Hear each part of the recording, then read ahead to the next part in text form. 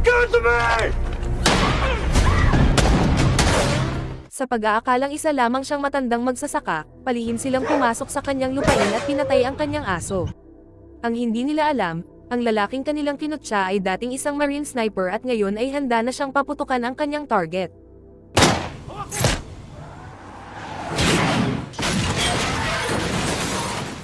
Sa Mexico, isang batang lalaki na nagngangalang Miguel ang nakatira kasama ang kanyang ina na si Rosa.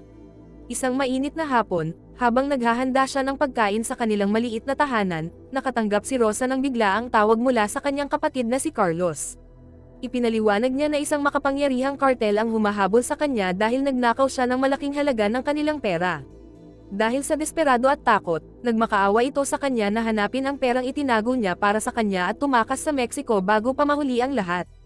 Ilang sandali matapos ang tawag, nahuli ng kartel si Carlos. Ang kanilang walang awang pinuno na si Mauricio ay naghanap sa telepono ni Carlos, at napansin ang pangalan ni Rosa sa mga kamakailang kontak. Sapat na iyon para makumpirma niya na may alam ito, pagkatapos ay walang pag-aalinlangan na pinatay nila si Carlos. Samantala, sa kabilang panig ng hangganan sa Arizona, isang retiradong marino na nagngangalang Jim ang gumugugol ng kanyang mga araw sa pagtatrabaho sa tuyong lupa malapit sa hangganan ng US-Mexico. Binabantayan niyang mabuti ang kanyang ari-arian at madalas na inaalerto ang Border Patrol, tuwing may makikita siyang ilegal na tumatawid. Isang araw, habang inaalagaan ang kanyang mga baka, napansin ni Jim ang isang maliit na grupo ng mga taong palihim na tumatawid sa disyerto at agad itong iniulat. Dahil sa kuryosidad, sinundan niya sila mula sa malayo at natuklasan ang isang lalaking naiwan na may malubhang sugat sa binti.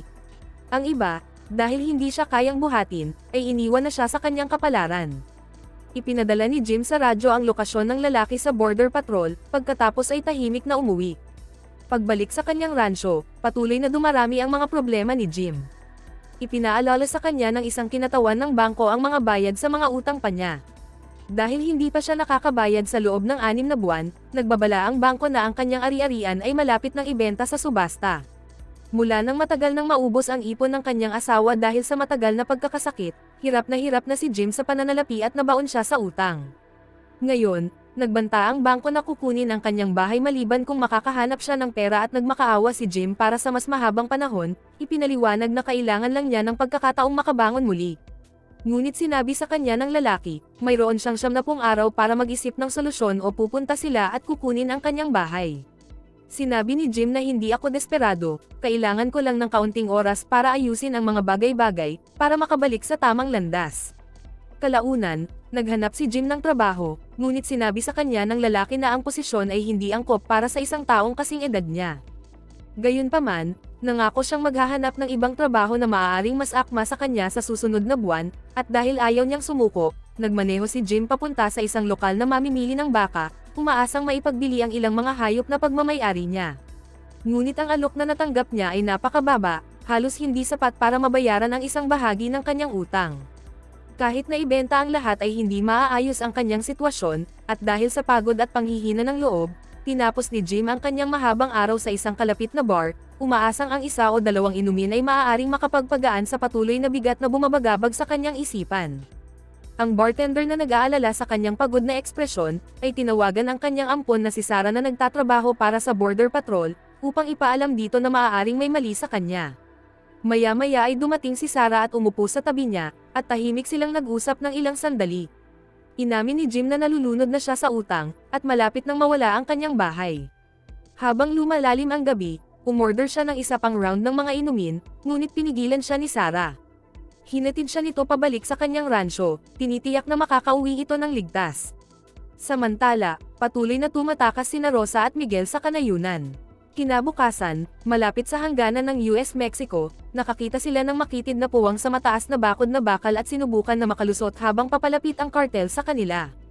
Nagkataon naman na malapit lang si Jim nang mapansin niya ang dalawa na pumapasok sa butas, at si Rosa na desperado at takot na takot, ay nagmakaawa sa kanya na huwag silang iulat. I'll get you some water. Mama! I come here to take the woman and the boy. Sorry, Pancho, these illegals are mine. You are Border Patrol? Marine Corps. I'm a soldier too. My orders are to take them back with me. You're no soldier. And I don't scare easy. Turn around and adios. The woman and the boy. Hand them over. This ain't worth it, boys. Give it to me! Nagawa ni Jim na barilin ang isa sa mga umaatake. Tumakbo sila palayo sakay ng kanyang truck kasama sina Rosa at Miguel, habang hinabol sila ni Mauricio at ng kanyang mga tauhan sa disyerto. Habang naghahabulan, sumakay si Mauricio sa truck ni Jim, ngunit nagawa ni Jim na ihagis ito bago pa man niya makontrol. Nang matuklasan ni Mauricio na ang lalaking binaril ni Jim ay ang sarili niyang kapatid, lalong lumakas ang kanyang galit. Ang misyon ay hindi na tungkol sa pagbawi ng ninakaw na pera sa puntong ito ay naging isang bagay na personal. Ngayon, ang layunin ni Mauricio ay hindi lamang hanapin si Miguel, kundi pati na rin ang paghihiganti sa pagkamatay ng kanyang kapatid. Sa kanilang pagtakas, napagtanto ni Jim na tinamaan ng bala si Rosa. Malubha ang kanyang sugat, hindi pantay ang kanyang paghinga, at mahina ang kanyang boses. Gamit ang kanyang natitirang lakas, iniabot niya kay Jim ang isang maliit na nakatuping sulat, isang address sa Chicago, na nagpapaliwanag na ito ay pagmamay-ari ng kanyang mga kamag-anak. Nagmakaawa siya rito na dalhin doon si Miguel, at nagbabala na kung matagpuan ng kartel ang bata, papatayin nila ito. Ilang sandali pa, binawian siya ng buhay. Kalaunan, dumating ang mga pulis at paramediko sa pinangyarihan. Ngayong alam na ni Sarah ang nangyari, sinabi niya kay Jim na si Miguel ay mananatili sa istasyon ng magdamag at ilalagay sa foster care kinabukasan. Kinabukasan, nagising si Jim sa kanyang truck malapit sa border checkpoint kasama ang kanyang aso na si Jackson. Napansin niya ang isang pamilyar na sasakyan na nakaparada sa malapit, ang parehong sasakyan na ginamit ng kartel noong nakaraang araw. Sa loob ng kanyang truck, nakita niya ang isang bag na naiwan ni Rosa. Binuksan niya ito at natuklasan na puno ito ng pera. Habang tinitingnan niya ang tela na may mantsa ng dugo, ang mga alaala ng pagkamatay ni Rosa sa tabi niya ay bumalik ng detalyado. Ang pera ay hindi na parang isang paraan upang malampasan ang kanyang mga problema, at ito na ngayon ang kumakatawan sa kanyang huling kahilingan, isang tungkulin na hindi niya maaaring baliwalain. Naalala ang huling pakiusap nito, pinaandar niya ang kanyang makina at bumalik upang hanapin si Miguel. Nagmadali si Jim sa istasyon ng hangganan upang tingnan ang bata. Pagdating niya, ipinaalam sa kanya ng isang opisyal na si Miguel ay malapit nang ibigay sa kanyang mga kamag-anak sa Mexico, ngunit parang may mali sa kanyang pakiramdam. Pagtingin ni Jim sa bintana, agad na nakilala ni Jim ang mga lalaki sa labas. Nanatiling kalmado, humingi siya ng ilang minuto sa opisyal upang makausap si Miguel ng mag-isa. Pumayag ang opisyal at pinapasok siya sa loob, at nang makapasok sa silid, mabilis na kumilos si Jim. Tahimik niyang inakay si Miguel sa pasilyo, palabas ng isang pinto sa gilid nang hindi nakakakuha ng atensyon. Magkasama silang nawala sa sikat ng araw, at muling sinimulan ang kanilang pagtakas. Sa labas, tahimik na nakatayo si Mauricio sa parking lot, pinapanood ang truck ni Jim na nawawala sa malayo kasama ang batang lalaki. Nabago ang kanyang ekspresyon sa galit, at sa sandaling iyon, nagpasya siya kung ano ang dapat gawin. Tatawid siya sa Estados Unidos, hahanapin sila at papatayin silang dalawa. Pagbalik sa Arizona, huminto sandali si Jim sa kanyang ransyo. Nagtipon siya ng ilang damit, armas, at kaunting pera na natitira sa kanya, at pagkatapos ay naghanda na umalis. Pagbalik niya sa kanyang sasakyan, napagtanto niyang nakatakas na si Miguel. Kasabay nito, si Mauricio at ang kanyang mga tauhan ay nagsimulang ilegal na tumawid sa hangganan. Nag-atubili ang opisyal ng hangganan na nakakita sa kanila, agad na nakilala na ang mga lalaking ito ay mga tagapagpatupad ng kartel. Dahil sa takot para sa kanyang buhay, pinayagan sila ng opisyal na dumaan ng walang pagtutol, at sa kabutihang palad, natagpuan ni Jim si Miguel na hindi kalayuan sa ransyo at binalaan siya na kung mahuhuli siya ng mga lalaking iyon, papatayin nila siya ng walang awa. Pagkatapos, magkasama silang nagtungo sa Chicago. Habang nagmamaneho, sinabi ni Jim kay Miguel na dadalhin niya siya sa Chicago, ngunit nanatiling tahimik ang bata. Ipinapalagay ni Jim na hindi siya maintindihan ni Miguel, at samantala, pagkatapos tumawid sa Estados Unidos, dumiretso si Mauricio sa ari-arian ni Jim. Pumasok siya sa bahay at hinalubhog ang bawat silid hanggang sa makakita siya ng ilang resibo ng credit card at isang lumang badge ng Marine Corps. Ang natuklasan ay nagpapakita ng lahat ng kailangan niyang malaman, at si Jim ay hindi lamang isang rancher, kundi isang sinanay na Marine, na ginagawa siyang mas mapanganib na kalaban. Ibinulsa ni Mauricio ang badge at inutusan ang kanyang mga tauhan na sunugin ang bahay, at ilang sandali pa, nilamon ng apoy ang ari-arian. Huminto si Jim sa isang gasolinahan upang magpagasolina, bumili ng mapa na papel upang makatulong sa pag-navigate patungo sa Chicago. Gamit ang mga resibo ng credit card, nagsimulang makipag-ugnayan si Mauricio sa mga miyembro ng kartel na nagtatrabaho sa loob ng Estados Unidos. Kalaunan, tinawagan ni Jim si Sarah at nalaman na ang kanyang rancho ay winasak ng kartel. Sa galit, nakipagtalo siya ng malakas sa kotse hanggang sa tahimik na sumagot si Miguel sa wikang Ingles. Nagulat si Jim nang mapagtanto na naiintindihan siya ng bata noon pa man. Inamin ni Miguel na ayaw niyang mapunta roon, at sinabi sa kanya ni Jim na ginagawa niya ang makakaya niya at ipinaliwanag na pupunta sila sa kanyang pamilya sa Chicago.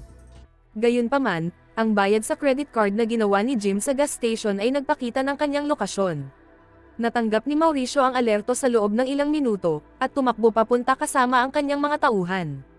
Pagdating nila, mahinahon na pumasok si Mauricio at tinanong ang kahera kung saan nagpunta si Jim. Nang tumanggi itong tumulong, sinabing wala siyang alam.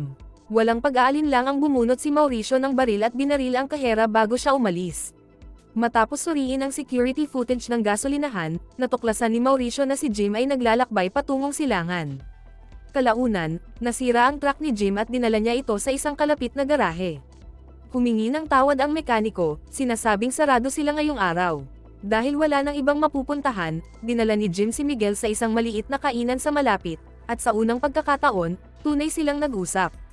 Nagpakilala sila ng maayos, at tinanong ni Jim kung bakit siya hinahabol ng mga lalaking iyon. Ipinaliwanag ni Miguel na ang kanyang tiyuhin ay nasangkot sa isang seryosong gulo sa kartel, at ngayon ay tinutugis sila dahil sa kanya. Nang magtanong si Jim tungkol sa kanyang ama, tahimik na sinabi ni Miguel na namatay ito bago pa siya ipinanganak. Nang gabing iyon, natulog sila sa loob ng truck ni Jim.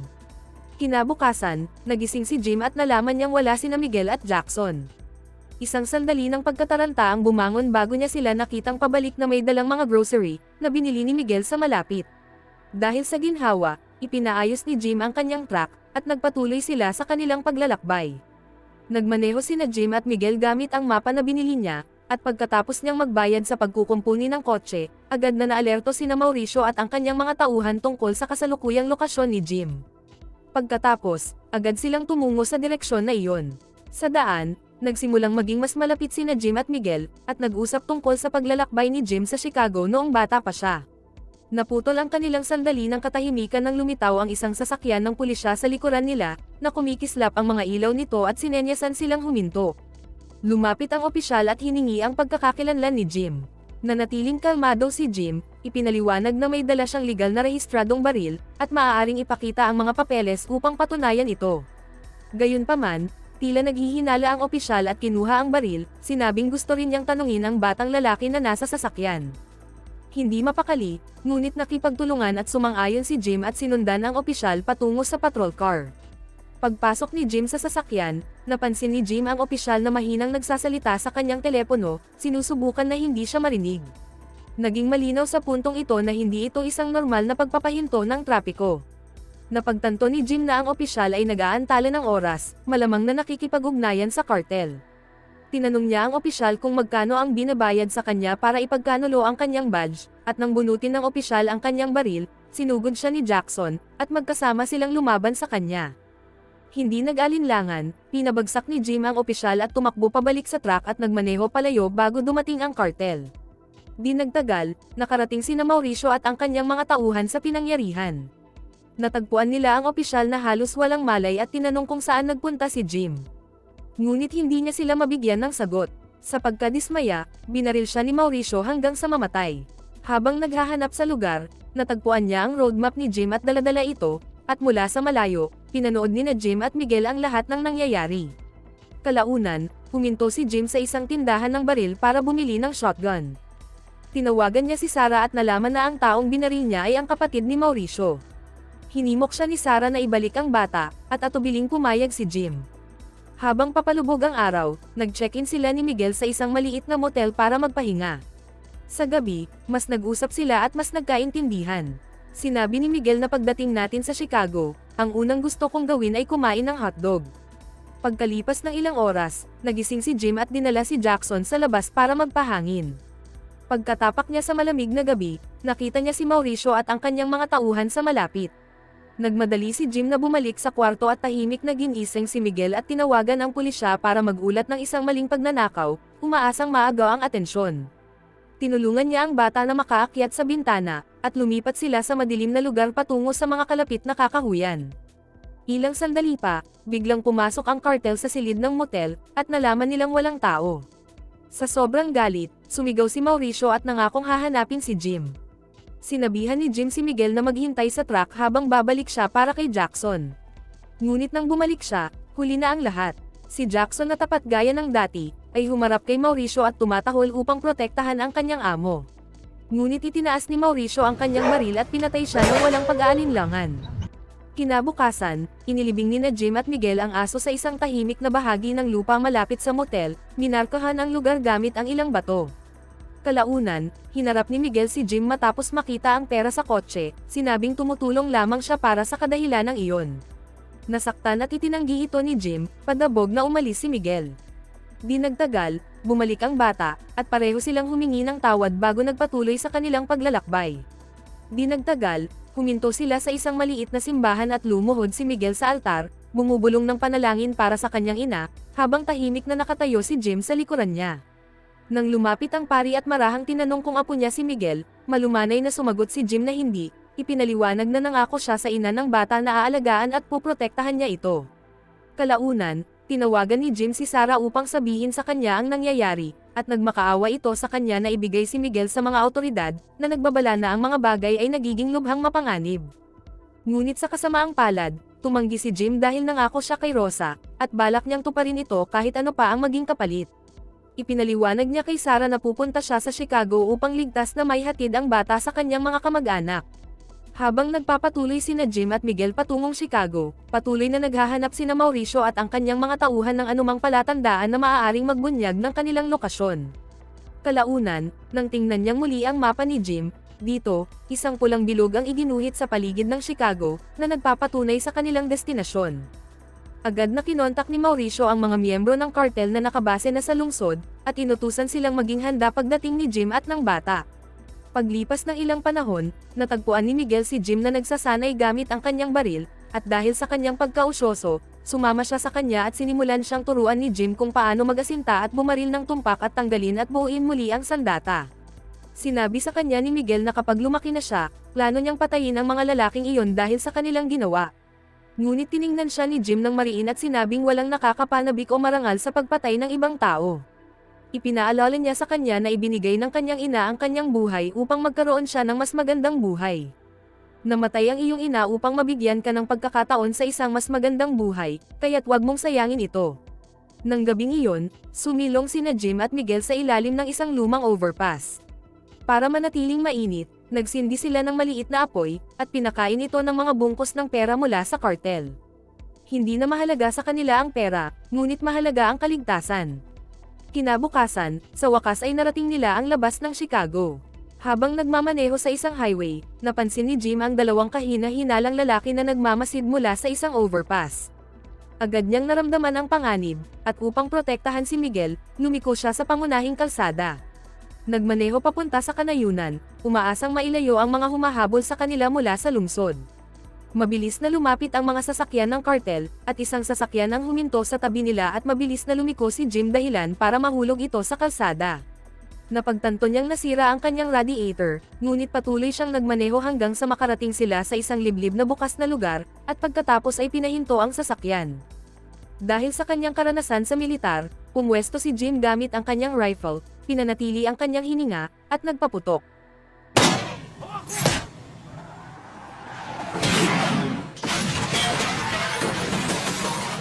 Naiwan si Mauricio at dalawa sa kanyang mga tauhan ay gumapang palabas ng nawasak na sasakyan. Isa sa kanila ang nagpaputok patungo sa kinaroroonan ni Jim. Sinunggaban ni Jim si Miguel at hinatak siya habang tumatakbo sila patungo sa isang abandonadong bahay sa malapit. Pumasok sila sa isang maalikabok na lumang kamalig, kung saan pumwesto si Jim malapit sa isang basag na bintana, at sinabi niya kay Miguel na kung may mangyari sa kanya, dapat siyang tumakbo ng mabilis at sa abot kaya hanggat maaari. Sa pamamagitan ng basag na salamin, nakita ni Jim ang isa sa mga lalaking kartel na papalapit, at inayos niya muli ang kanyang rifle. Kinalabit ang gatilyo, at agad na tinamaan ang lalaki, at dalawang kalaban na lamang ang natitira. Mabilis na kumilos at sinabihan ni Jim si Miguel na manatili sa loob at magpaputok sa ere upang makuha ang kanilang atensyon. Habang umaalingaw-ngaw ang tunog ng putok sa buong bukid, tahimik na gumalaw si Jim sa gilid ng gusali. Gumana ang pang-abala, at nang lumabas ang isa sa mga lalaki sa lantad, itinutok ni Jim ang kanyang tuon at binaril, na agad siyang napatay. At ngayon, ang pinuno na lang na si Mauricio ang natitira. Ilang sandali pa, pumasok si Mauricio sa kamalig at sinunggaban si Miguel, itinutok ang baril sa ulo ng bata. Inutusan niya si Jim na ihulog ang kanyang baril. Dahan-dahan na ibinaba ito ni Jim, habang ang kanyang mga mata ay nakatutok kay Mauricio. Pagkatapos, ilinagay ni Mauricio ang baril sa nanginginig na mga kamay ni Miguel at inutusan siyang kalabitin ang gatilyo. Sinabi sa kanya na siya ay magiging isang sundalo tulad nila, at papatayin niya ang kanyang unang tauhan ngayon. Ngunit si Miguel, naalala kung paano ipinakita ni Jim ang pagkalas ng baril, mabilis na tinanggal ang bala nang hindi napapansin ni Mauricio. Nang kalabitin niya ang gatilyo, nag-click lamang ang sandata, at nang mapagtanta ang nangyari, sinubukan ni Mauricio na buuin itong muli. Ngunit sa sandaling iyon ng pagkagambala, binigyan nito si Jim ng pagkakataong kailangan niya na sumugod at hinarap si Mauricio. Ang dalawang lalaki ay marahas na nag-away na nagpalitan ng mga suntok at nagpupumiglas sa sahig. Sa panahon ng pagpupumiglas na ito, kinuha ni Miguel ang baril at itinutok ito kay Mauricio. Hindi nagmakaawa o magmakaawa ang lalaki, at sa halip, hinamon niya ang bata na barilin siya. Nakita ni Jim ang galit at sakit na namumuo sa mga mata ni Miguel, sinabihan itong huwag makinig, at hindi siya dapat mamuhay ng may alalahanin. Kinuha ni Jim ang baril mula sa bata at pinaputok ng isang beses, na tinamaan si Mauricio sa tiyan. Pagkatapos ay sinabihan niya si Miguel na lumabas. Habang itinataas muli ni Jim ang kanyang baril, si Mauricio, na duguan at nanghihina, ay may hinugot mula sa kanyang bulsa. Ito ay isang marine badge na ninakaw niya mula sa bahay ni Jim. Binawi ito ni Jim at binigyan siya ng pangwakas na pagpipilian, harapin siya o wakasan ang kanyang sariling buhay. Gumawa ng desisyon si Mauricio at itinutok ang baril sa sarili, at isang putok ng baril ang umalangaw-ngaw sa tahimik na kanayunan. Nang tuluyan ng mawala ang panganib, ipinagpatuloy ni na Jim at Miguel ang kanilang paglalakbay. Di nagtagal, narating nila ang address na nakasulat sa sulat ni Rose. Nang pumatok si Miguel sa pinto, bumukas ito at nakita ang kanyang tiyahin at lola na nakatayo sa loob. Bago pa man makalingon ang bata para magpaalam, tahimik na umalis na si Jim. Sumakay si Jim sa bus, hawak ang kanyang sugatang tagiliran. Umupo siya malapit sa bintana, dahan-dahan na huminga at pumikit. Ang laban, ang pangako, at ang mahabang daan na nasa likuran niya ay tila naglalaho na ngayon. Maraming salamat po sa inyong panonood at hanggang sa muli.